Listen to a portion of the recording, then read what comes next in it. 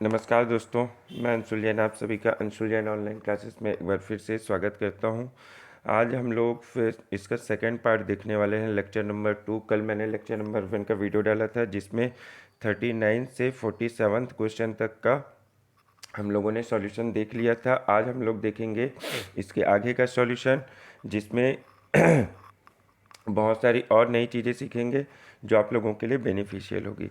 तो आज का लेक्चर स्टार्ट करने से पहले फिर से एक बात बोलना चाहूँगा, जो हमारे टेलीग्राम चैनल से जुड़ना चाहते हैं उसकी लिंक, टेलीग्राम चैनल की लिंक मैंने डिस्क्रिप्शन बॉक्स में दे दी है। तो आप लोग वहाँ से डायरेक्टली हमारे टेलीग्राम चैनल से जुड़ सकते हैं। और अगर आपको लिंक नहीं मिलती है तो आप टेलीग्राम में जाके अंशुल जैन ऑनलाइन क्लासेस आप सर्च करेंगे तो आपको हमारा चैनल वहाँ पे मिल जाएगा। तो आप लोग डायरेक्टली वहाँ पे हमसे जुड़ सकते हैं, जहां आपको पीडीएफ भी प्रोवाइड की जाती है समय समय पर, और करंट अफेयर भी वहां पे देते जाते हैं। तो चलिए आज का लेक्चर स्टार्ट करते हैं। और इसमें पहला क्वेश्चन जो आज के लेक्चर का है 48 से 52 तक के, जिसमें हम लोग आज थोड़ा गला ख़राब है दोस्तों, तो थोड़ा इसको कंसीडर मत कीजिएगा, ठीक है। तो ये जो बॉक्स वाले क्वेश्चन थे जिसमें सबको डाउट था, इसका जो मैंने बनाया है वो ये सीक्वेंस में इसका रहेगा, जिसमें सबसे ऊपर पिंक रहेगा, नीचे में ब्लैक रहेगा, उसके बाद ब्लू आएगा, फिर वाइट आएगा, फिर रेड आएगा, फिर ऑरेंज आएगा, उसके बाद येलो आ जाएगा। ये इसका सीक्वेंस आने वाला था, ठीक। तो जैसे ये सीक्वेंस आएगा, इसमें आप लोग इसको मिला के एक बार देख लीजिएगा, क्वेश्चन से आप लोगों के जो डाउट्स हैं वो क्लियर हो जाएंगे, ठीक। किस रंग का बॉक्स सबसे नीचे है? तो यहाँ पे डायरेक्टली येलो रंग का बॉक्स है जो सबसे नीचे हो जाता, ठीक। अगला क्वेश्चन है, गुलाबी बक्से के परिप्रेक्ष्य में काले बक्से की स्थिति क्या है? गुलाबी मतलब क्या होता है? पिंक, उसके रिस्पेक्ट में जस्ट नीचे है, ठीक है। तो यहाँ पे आप देख लेंगे ठीक नीचे उसके ये ऑप्शन आ जाएगा, ठीक है। अगला क्वेश्चन देखते हैं, पीले और नारंगी बक्से के बीच कितने बक्से हैं? तो पीले और नारंगी बक्से के बीच इनमें से कोई नहीं आएगा। क्यों आएगा वो आप लोगों को मैं अभी दिखा देता हूँ। क्योंकि यहाँ से देखिए, ये नारंगी मतलब ऑरेंज, पीला मतलब ये, इन दोनों के बीच में कुछ है क्या? इन दोनों के बीच में कुछ भी नहीं है, इसलिए इसके आंसर क्या आ जाएगा? 0 होना चाहिए था, जो वहाँ नहीं है, इसलिए इसमें इनमें से कोई नहीं इसका आंसर।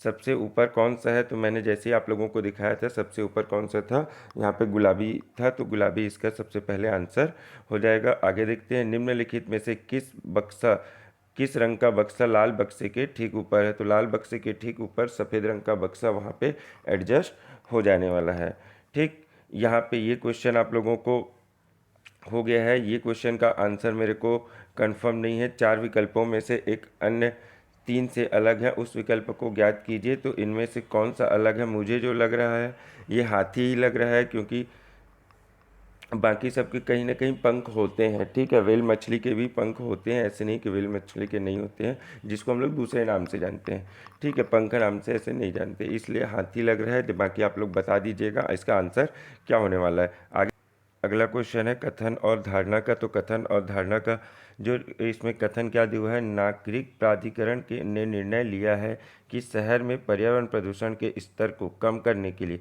शहर की सीमा के अंदर स्थित सभी कारखानों को बाहर स्थानांतरित किया जाएगा। यहाँ पे लिखा हुआ है।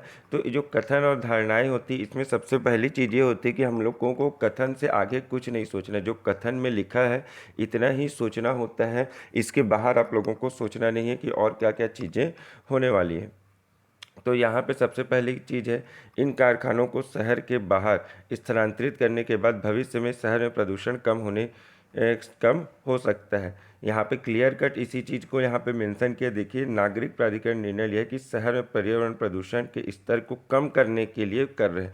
तो इसका मतलब है, इनकी सोच यही है कि कारखाने में क्या होने वाला है, अगर बाहर शिफ्ट कर देंगे तो स्तर कम हो जाएगा। अगला निष्कर्ष क्या बोल रहा है, इन कारखानों के लिए उपयोग योग्य पर्याप्त भूमि शहर के बाहर उपलब्ध है। बिल्कुल इसी चीज़ से रिलेटेड है। क्यों रिलेटेड है? क्योंकि बाहर भूमि ही नहीं होगी तो आप शिफ्ट कैसे करेंगे? सीधी सीधी बात है। कुल मिला के ये भी एकदम परफेक्ट था।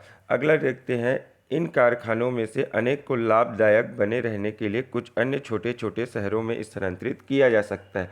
अब देखिए यहाँ पे एक चीज़ बोला है छोटे छोटे शहरों में, तो छोटे शहरों की यहाँ पे कोई बात नहीं हुई है इस पूरे कथन में। इसमें सिर्फ ये बात हुई है कि गांव के बाहर हमको शिफ्ट करना है, छोटे शहर की बात नहीं हुई। इसलिए ये जो तीसरा है ये यहाँ पे कथन गलत हो जाएगा। तो इसमें जो ऑप्शन नंबर सी है 1 और 3 ही अंतर्निहित है, यही वाला आपका क्या होगा, एकदम सही हो जाएगा। ठीक है, आगे देखते हैं क्वेश्चन नंबर 56। क्वेश्चन नंबर 56 में क्या बोलता है, 24, 25, 29 और 56। तो देखिए 24 और 25 के बीच में क्या है, 1 का गैप है, इसको 1 की पावर 1 लिख दिया। 25 और 29 के बीच में 4 का गैप है, तो उसको 2 की पावर 2 लिख सकते हैं। 56 और 29 के बीच में 27 का गैप है, तो 27 को 3 की पावर 3 लिख सकते हैं। तो यहाँ देखिए 1 की पावर 1, 2 की पावर 2, 3 की पावर 3, तो यहाँ पे क्या होना चाहिए, 4 की पावर 4 आ जाना चाहिए। जैसे ही 4 की पावर 4 होगा तो आपका यहाँ पे 216 हो जाएगा, 216। और यहाँ पे 56 को जब आप लोग ऐड करेंगे तो आपका आंसर आ जाएगा कौन सा, 312। इसका आपका एकदम परफेक्ट आंसर आ जाने वाला है। अगला क्वेश्चन देखते हैं। 4 अक्षर समूह में दिए गए हैं जिनमें से 3 किसी एक प्रकार से समान है जबकि एक अलग है। तो जो अलग है उसके बारे में आप लोगों को यहाँ पे बताना था। तो इसमें फिर से आप वही जो मैंने आप लोगों को बोला था कि ABCD लिखिए और उसको कैसे लिखिए, M तक लिखिए, फिर N से उसको उल्टा इधर कीजिए, तो यहाँ ZYX ऐसा आएगा। और जैसे ही आप देखेंगे ये वाला ऑप्शन उसमें अलग आने वाला है। ठीक है, क्यों आने वाला है वो आप लोग देख लीजिएगा, क्योंकि जैसे सी था, सी के बाद जैसे 4 छोड़ेंगे और फिर एक्स आएगा, फिर इधर ऐसे बढ़ते जाएंगे तो वो अपना मैनेज कर लेगा। ठीक है, इसमें क्या होने वाला है, ये ऑप्शन नंबर बी होगा। ऑप्शन नंबर बी, जैसे सी के नीचे क्या आता है, एक्स आता है, और आई के नीचे क्या आता है, आर आता है, जो मैं आप लोगों को बोला था ये वाला ऑप्शन उससे आएगा। ठीक, बाकी ये वाला ऑप्शन भी, ई के नीचे क्या आता है, वी आता है, और जी के नीचे टी आता है, तो ये भी सेम होगा। इसके बाद एच के नीचे क्या आता है, एस, और के के नीचे क्या आता है, पी, ये भी सही हो जाएगा। लेकिन जो ये वाला है ये गलत होगा, क्यों, क्योंकि एल के नीचे ओ आता है और एन एन किसके नीचे आता है, एम के नीचे एन आता है, तो ये ऐसा क्रॉस हुआ था जिसके कारण यहाँ पे ये वाला ऑप्शन गलत हो जाएगा। ठीक, अगला क्वेश्चन देखते हैं। अगला क्वेश्चन क्या है, निम्नलिखित श्रृंखला में से प्रश्न चिन्ह को बदलने के लिए अक्षर समूह को चुनिए। प्रश्न चिन्ह को जैसे ही बदलेंगे, सबसे पहले अक्षर को देख लीजिए, ई जे ओ टी। ठीक है, तो ये कैसे बढ़ रहा है आपको ये देखना था। ये नीचे देखिए, ई के बाद जे कितने, 4 छोड़ के जे आया, फिर 4 छोड़ के क्या आएगा, ओ आएगा, फिर 4 छोड़ के टी आएगा। तो टी के बाद अगर आप 4 छोड़ेंगे तो क्या आएगा, वाई। तो यहाँ पे वाई वाले 2 ऑप्शन थे, या तो YWH या फिर YVH। ठीक है, अब इसके बाद देखिए सेकेंड अक्षर एल, एल के बाद एच पकड़ा है, मतलब अब क्या जा रहा है, पीछे जा रहा है, फिर डी पकड़ा, फिर जेड पकड़ा, इसलिए यहाँ पे आएगा वी। ठीक है, वी क्यों आएगा, क्योंकि जो यहाँ पे अक्षर छोड़ रहे थे ये देखिए, एच, एच के बाद 2 छोड़े, ई, ई के बाद 2 छोड़े, 2 मिनट कहाँ थे, डी, डी के बाद कितने छोड़े थे, डी के बाद 3 छोड़े तो जेड आया, इसके बाद अगर जेड के बाद 3 छोड़ेंगे तो क्या आएगा, वी। और जैसे ही वी आएगा ऑप्शन नंबर सी आपका एकदम करेक्ट हो जाएगा। ठीक है, तो इस क्वेश्चन में क्या था, पहले आगे जाना था फिर पीछे जाना था, ये इसका सही सिस्टम होना था। आगे देखते, अगला देखिए, एक यहाँ पे ये दिया हुआ है कि 8 मित्र हैं, PQRSTUV और W एक परिधि में बैठे हैं। परिधि बोलने का, परिधि किसकी होती है, सर्कल का होता है, तो ये सर्कल होता है, उसमें यहाँ पे ऐसे बोला है कि वो बैठे हुए हैं, ये चीज़ें उसने बताई है। ठीक, उसके बारे में पूरा यहाँ पे डिटेल दिया हुआ है। अब वो कैसे बनने वाला है मैं आप लोगों को ये बता देता हूँ कि देखिए वो ऐसा बनेगा, क्योंकि इतना टाइम नहीं है कि हम पूरा एक एक चीज़ इसमें डिस्कस कर पाए। ठीक है, तो यहाँ पे ये इस टाइप से ये बनेगा, जिसमें इस गोले के अंदर UPRVQST और W ऐसे बैठे रहेंगे। ठीक है, जैसे यहाँ पे ये बना लेंगे आपका क्वेश्चन पूरा आसान हो जाएगा। पहला क्वेश्चन देखिए क्या बोलता है, S के बाएं से तीसरे कौन बैठा है, S के बाएं से तीसरे, ये अपना S हो गया, यहाँ पे देखिए एस के बाएं से तीसरे 1, 2 और 3 क्या बैठा है, यू बैठा हुआ है, तो ऑप्शन नंबर ए एकदम करेक्ट हो जाएगा। अगला देखते हैं, निम्नलिखित में से कौन सा कथन सही नहीं है, मतलब कौन सा कथन यहाँ पे बोल रहा है कि गलत है। क्वेश्चन नंबर 60 में क्या करना था, कौन सा सही नहीं है, तो ऑप्शन नंबर सी था। आपको सीधा सीधा यहाँ पे देख लेना था, इसमें से मैच करना था, उसमें जो सेंटेंस लिखे थे उसको यहाँ से मैच करते, यहाँ से मैच करते तो डायरेक्टली आपको आंसर यहाँ पे मिल जाना था। ऑप्शन नंबर सी था जो यहाँ से मैच नहीं कर रहा था। अगला क्वेश्चन देखते हैं कि क्वेश्चन नंबर 61 देखते हैं, अल्फा चिन्ह युक्त फलक के विपरीत फलक पर कौन सा चिन्ह है। यहाँ पे आपको वो देखना है कि अल्फ़ा के विपरीत में कौन सा है। सबसे पहले आप देखिए अल्फ़ा के पास में कौन कौन है, तो अल्फ़ा के पास में एक बीटा है और एक गामा है। कौन कौन सा, बीटा और गामा, तो ऑप्शन में बीटा दिया था तो ये तो यहाँ पे कट जाता है, इसके अपोजिट में हो ही नहीं सकता था। अगले में देखते अल्फ़ा के बीटा, अल्फ़ा के बाजू में कौन था, साई था, तो साई भी यहाँ से कट जाता ठीक है, तो यहाँ से ये दोनों ऑप्शन तो कट गए थे। अब इसके बाद अगला देखते हैं, अल्फ़ा के बाजू में यहाँ पे थीटा भी नज़र आ रहा है, तो थीटा भी यहाँ से क्या होता, ऑप्शन कट हो जाता। तो डायरेक्टली आपको यहाँ पे एक दिख रहा है कि एक ही ऑप्शन था जो यहाँ पे उसके बाजू में नहीं था। अब जो बाजू में नहीं है वो क्या होगा, उसके अपोजिट साइड में होगा, तो ऑप्शन नंबर ए यहाँ पे बिल्कुल सही हो जाता। अगला देखते हैं, अब क्वेश्चन नंबर 64 टू 68 यहाँ पे दिया हुआ है, जिसमें आप लोगों को एमबीए कॉलेज में दाखिले के लिए बहुत सारी जो योग्यताएं हैं वो बताई गई थी कि कौन कौन सी जो योग्यताएं हैं वो आप लोगों को यहाँ पे पालन करना है, और इन योग्यता वालों लोगों को ही यहाँ पे एमबीए में एडमिशन दिया जाने वाला है। और साथ में यहाँ पे कुछ और शर्तें थी, अगर आप योग्यता को पूर्ण नहीं करते हैं तो कुछ कंडीशंस है जहाँ पे आप लोगों को अधिकारियों के पास भी भेजा जाएगा, जिसके बाद आप लोगों का एडमिशन हो जाएगा। तो ये कुछ कंडीशंस आप लोगों को दी हुई थी, और उस कंडीशंस के बेस पे हम लोग देखते हैं कि आने वाले क्वेश्चंस का क्या आंसर हो। तो इसमें देखिए क्वेश्चन नंबर 64 क्या बोलता है, सुशांत ने 12वीं के विज्ञान में 85% प्राप्त किए। ये क्राइटेरिया था यहाँ पे 70% का, तो उसने 85% कर लिए। 10th में शायद 80% का क्राइटेरिया था तो 90% कर लिए, तो यहाँ से तो इन लोग फिट बैठते हैं। आगे देखते हैं, उसने व्यक्तिगत साक्षात्कार में 61% हासिल किए। यहाँ पे 60% चाहिए था, जहाँ पे उन्होंने 61% लिए, तो यहाँ पे भी हो गया। समूह चर्चा में 74%, जहाँ पे उसको 70% चाहिए था अकॉर्डिंग टू क्वेश्चन। और यहाँ पे डेट दिया हुआ है, और डेट के अनुसार वो 24 साल का हो रहा है, जिसमें उसको कोई भी दिक्कत नहीं होने वाली है डेट के हिसाब से। तो यहाँ पे डायरेक्टली अगर आप पूरी चीज़ों को क्वालिफाई करते तो आपको एडमिशन मिलना चाहिए, तो ऑप्शन नंबर बी इसका बिल्कुल सही ऑप्शन हो जाएगा। बस आपको कुछ नहीं करना था, इन क्वेश्चंस में ये जो क्राइटेरिया दिए हुए हैं इन क्राइटेरिया को पकड़ना था, और जो आगे क्राइटेरिया दे रही है उसमें आपको चेक करना था कि ये क्राइटेरिया उससे मैच खा रहे हैं कि नहीं खा रहे, और नहीं खा रहे हैं तो उसका दाखिला नहीं होगा, और अगर पूरे उन योग्यताओं को फुलफ़िल कर रहा है तो उसका डायरेक्टली यहाँ पे आंसर हो जाना चाहिए था।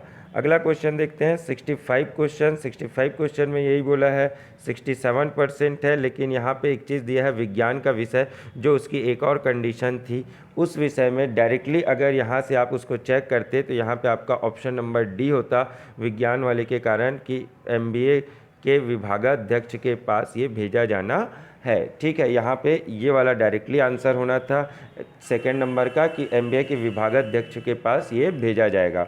अगला क्वेश्चन देखते हैं। अगला क्वेश्चन था कि ये कला विषय में 75%, यहाँ पे 95%, ये 55%, तो यहाँ पे आपको 60 चाहिए था, जहाँ पे उसको 55% आए हैं। तो इस कंडीशन के लिए भी लास्ट में एक कंडीशन दी थी, जिसके अनुसार ये होता कि इस मामले को एडमिशन कमेटी के पास भेजा जाएगा, एडमिशन कमेटी के पास भेजा जाएगा। इसका बिल्कुल करेक्ट आंसर यहाँ पे हो जाता है, क्योंकि सेकंड में ये कंडीशन वहाँ पे दी गई है। और इस वाले जो अगला क्वेश्चन था इसमें कुछ भी फुलफ़िल नहीं हो रहा था, या फिर ये बोल सकते हैं कि ये डाटा यहाँ पे अपर्याप्त था, क्योंकि 12th का यहाँ पे परसेंटेज के बारे में कुछ नहीं बताया गया था कि मतलब कौन से सब्जेक्ट का है। अगर विज्ञान का होता तो इसको विभागाध्यक्ष के पास भेजा जा सकता था, लेकिन इसने इसका सब्जेक्ट नहीं बताया, और सब्जेक्ट नहीं बताने के कारण यहाँ पे आप बोल सकते हैं कि डेटा निर्णय लेने के लिए अपर्याप्त है। तो यहाँ से ये वाला क्वेश्चन भी आपका सॉल्व हो जाना चाहिए था। उसके बाद ये जो 68th क्वेश्चन है, 68th क्वेश्चन में आप डायरेक्टली यहाँ पे आपका आंसर आता कि उम्मीदवार को नहीं चुना जाना है, उम्मीदवार को नहीं चुना जाना है। वहाँ पे क्यों आता है? क्योंकि यहाँ पे बोला है वाणिज्य विषय है 12th में और 65% है। 12th में आपको 70% चाहिए था, और अगर 70 से कम है तो वहाँ पे आपको एक चीज़ चाहिए थी कि आप विज्ञान के छात्र हों। तो ये दोनों चीज़ नहीं है, ना ही विज्ञान का छात्र है और ना ही उसका 70% से ज़्यादा है, और जिसके कारण आप फुलफ़िल नहीं करेंगे। और ये वाला जो ऑप्शन है, ऑप्शन नंबर डी, जिसमें बोला है उम्मीदवार को नहीं चुना जाना है, ये बिल्कुल इसके लिए सही हो जाने वाला है। अगला क्वेश्चन देखते हैं आगे। अब यहाँ पे एक क्वेश्चन दिया हुआ है 71वां क्वेश्चन, हिंदी, इंग्लिश और संस्कृत। ये इंग्लिश के लिए है, ये हिंदी के लिए, और ये वाला गोला जो है वो संस्कृत के लिए है कि संबंध में 960 व्यक्तियों के ज्ञान के सर्वेक्षण का परिणाम दिया गया है। 960 लोगों के लिए बताया गया है। तो इसमें एक क्वेश्चन पूछा है कि तीनों भाषाओं को जानने वालों का संस्कृत ना जानने वालों के साथ क्या अनुपात होगा। जो तीनों भाषाओं को जानते हैं और जो संस्कृत को नहीं जानते हैं उनका अनुपात क्या होने वाला है। तो यहाँ पे देखिए, जो एक ऐसा अंक जो तीनों गोलों के अंदर आता है, तो तीनों गोलों के अंदर एक ही आता है, वो है 60। अर्थात जो 60 लोग हैं वो तीनों भाषाओं को जानते हैं। 60 किसको जानते हैं? तीनों भाषाओं को। और उसके बाद बोला है संस्कृत ना जानने वाले, मतलब यहाँ पे संस्कृत का गोला ये वाला है, इस गोले के अंदर जो नहीं आते हैं वो संस्कृत को नहीं जानते हैं। मतलब यहाँ पे ये 200, 120 और ये 220, ये तीन ऐसे थे जो संस्कृत को नहीं जानते थे, और अगर आप इसको जोड़ेंगे तो इसका आंसर आएगा 540। अब इन दोनों का आपको रेशियो बताना था या अनुपात, तो 0 से 0 कट जाएगा, 6 कम 6 और 6 निया 54। तो इसका आपका डायरेक्टली आंसर आ रहा है 1/9 इसका आंसर आ जाएगा, और 1/9 मतलब ऑप्शन नंबर ए इसका एकदम करेक्ट आंसर हो जाएगा। ठीक है दोस्तों, आगे चलते हैं। आगे क्या बोल रहे हैं?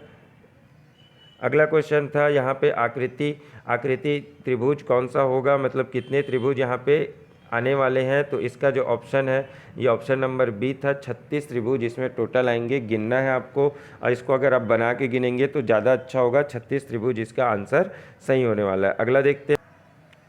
इसमें बोला है कि निम्नलिखित में से कौन सबसे बड़ा है। तो कौन सबसे बड़ा है, इसमें आप लोग, इसमें बहुत सारे ऑप्शन थे, तरीके होते हैं बनाने के, कोई शॉर्ट ट्रिक से बनाता है, कोई कुछ से बनाता है।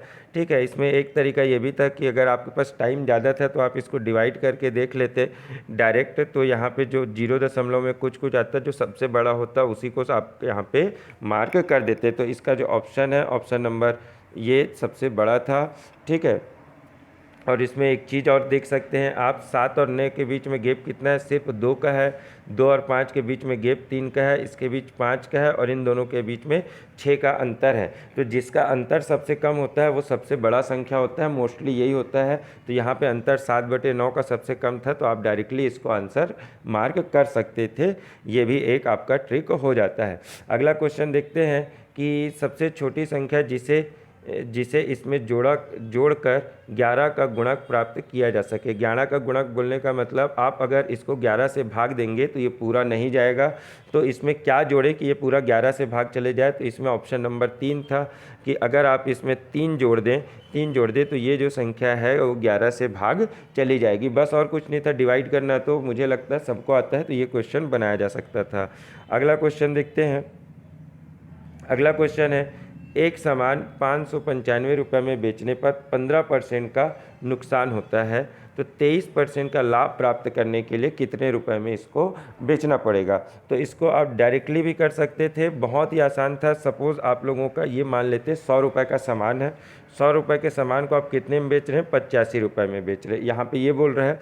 इसके बाद बोला 23% लाभ पे बेचना है, तो 100 रुपये के सामान को आप कितने में बेचते? 123 रुपये में बेचने के लिए बात कर रहा है। ठीक है, तो यहाँ पे 85 के बराबर कौन सा है? 85 के बराबर है ये 595 रुपये। ठीक है, 85 के बराबर कौन सा है? 595। अगर 85 से आप 595 को भाग दोगे तो यहाँ पे आएगा 7, अर्थात 7 भाग 1 का वैल्यू, यहाँ पे 1 का वैल्यू किसके बराबर है, 7 के बराबर है, तो 123 का वैल्यू आपको निकालना था।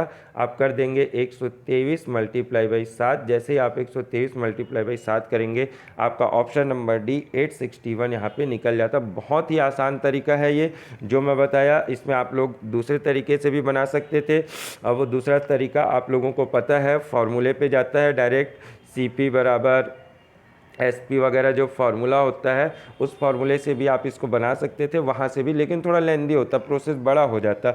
मैंने आप लोगों को बहुत ही एक आसान तरीके में इसका आंसर बता दिया है जो 861 है। अगला क्वेश्चन देखते हैं। इस क्वेश्चन का आंसर मुझे बताइएगा। इस क्वेश्चन मेरे को थोड़ा डाउट हो रहा था, इसका आंसर मुझे बताइएगा अगर आप लोगों ने बनाया।